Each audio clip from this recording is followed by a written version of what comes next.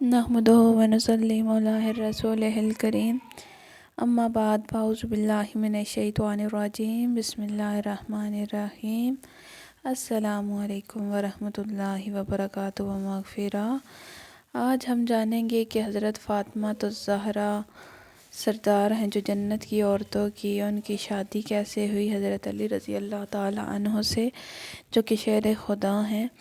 تو آج ان کی شادی کا واقعہ سارا پڑھیں گے انشاءاللہ۔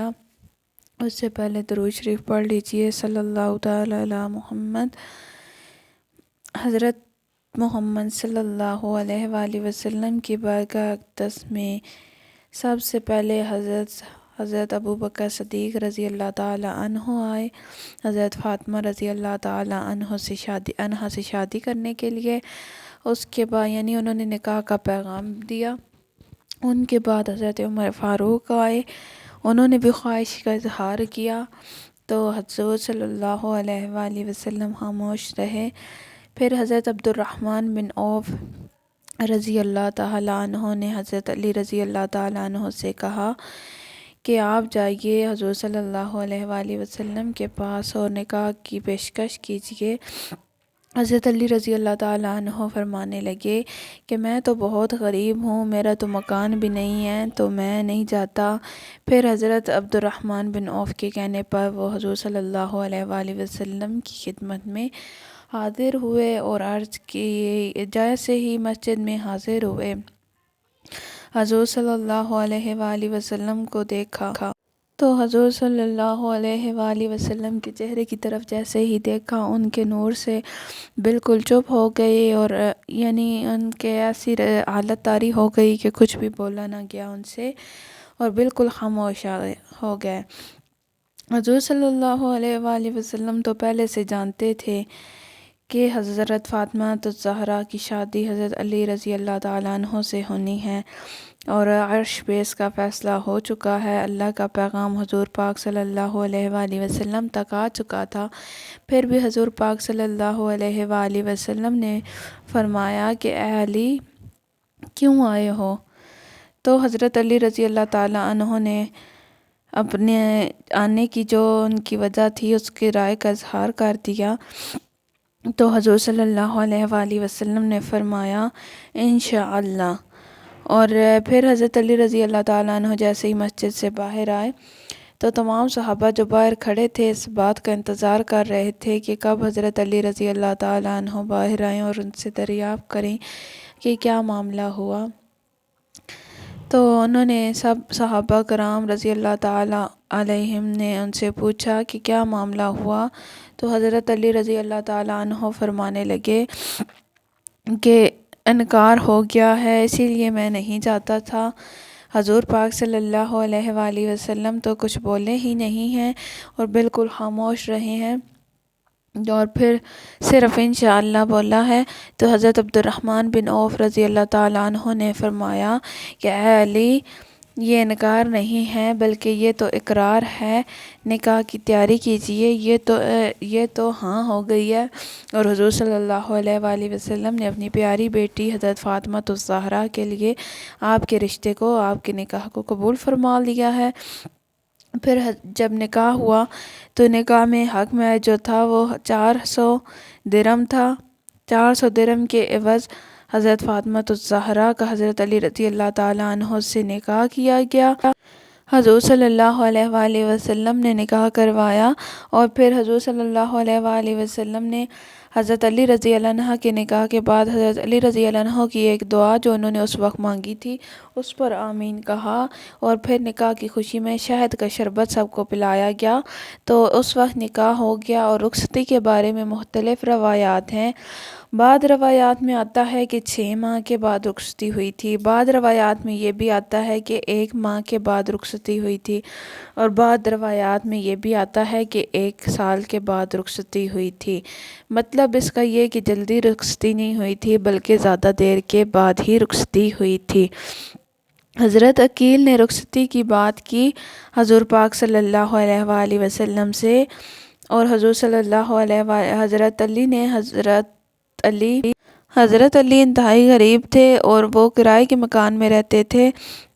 جب حضرت عقیل رضی اللہ تعالیٰ عنہ نے رخصتی کی بات کی تو حضور صلی اللہ علیہ وآلہ وسلم نے فوراً اقرار کر لیا اور کہا کہ ٹھیک ہے رخصتی کرتے ہیں، اور ان تک یہ بات رخصتی والی ایک ان کے ام المومنین، ان کی ایک زوجہ محترمہ رضی اللہ تعالیٰ عنہ نے پہنچائی تھی، اور رخصتی کرنے کے لیے حضرت علی رضی اللہ تعالیٰ عنہ ایک اونٹنی لے کر آئے تھے صرف، اور حضرت علی کیونکہ کرائے کے مکان میں رہتے تھے، یعنی ان کا اپنا گھر نہیں تھا، تو حضرت ام ایمن رضی اللہ تعالیٰ عنہ نے ان کے گھر کی صفائی کی، یعنی اس کی جو جگہ تھی ان سب کو برابر کیا، اور اس کی دیواروں کی صفائی کی اور لیپ ٹاپ کی، یعنی ان کو اچھے سے بنا دیا اور سارے گھر کی صفائی کر دی۔ ادھر حضرت صلی اللہ علیہ وآلہ وسلم نے حضرت ام حبیبہ، حضرت عائشہ اور حضرت سلمہ رضی اللہ تعالیٰ عنہما سے فرمایا کہ آپ لوگ جو ہیں وہ حضرت ختیجہ کو دلہن بنائیں، تو اس سے ثابت ہوتا ہے کہ دلہن بننا بھی سنت ہے، اور اس کو تیار کریں۔ تو ان تینوں ازواج مطہرات رضی اللہ تعالیٰ عنہن نے ان کو تیار کیا، اور پھر حضرت علی رضی اللہ تعالیٰ عنہ نے حضرت فاطمہ رضی اللہ تعالیٰ عنہ کو گھوڑی پر بٹھایا، اونٹنی پر، گھوڑی پر نہیں اونٹنی پر بٹھایا، اور حضرت فاطمہ کے ساتھ حضرت ام حبیبہ، حضرت ام سلمہ اور حضرت عائشہ، یہ تینوں جو ہیں وہ ان کے ساتھ گئی تھی، اور یہ چھوٹی سی بارات چل کر حضرت علی کے مکان تک پہنچ گئی، اور حضور صلی اللہ علیہ وآلہ وسلم نے فرمایا تھا کہ میں عشاء کی نماز پڑھ کر آؤں گا، اور جب رخصت کرنے سے پہلے حضور صلی اللہ علیہ وآلہ وسلم نے پانی منگوایا اور اس میں ایک دعا پڑھی اور اس میں اپنا لعاب بھی ڈالا اور ان دونوں کے سینہ پر پھینکا تھا، اور پھر اس کے بعد جب بارات پہنچ جاتی ہے پھر حضور صلی اللہ علیہ وآلہ وسلم رات کے وقت پہنچتے ہیں وہاں پر عشاء کی نماز کے بعد، تو حضور صلی اللہ علیہ وآلہ وسلم پھر سے ان کے لیے پانی منگواتے ہیں اور پھر سے پانی پر ایک دعا پڑھتے ہیں، اور وہ دعا یہ ہوتی ہے کہ جس کا ترجمہ یہ ہے